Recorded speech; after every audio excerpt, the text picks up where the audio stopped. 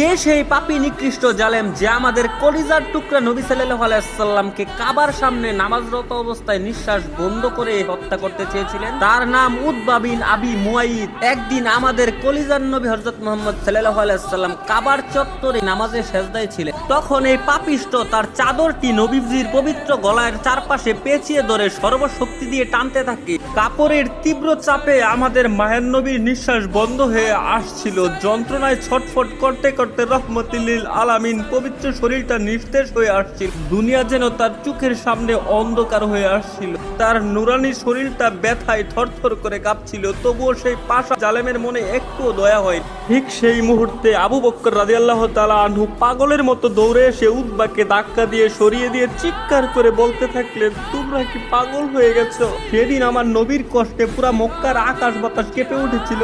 আজ যেমন নবীর কষ্টে তোমার চোখের কোণে জল এসে গেছে,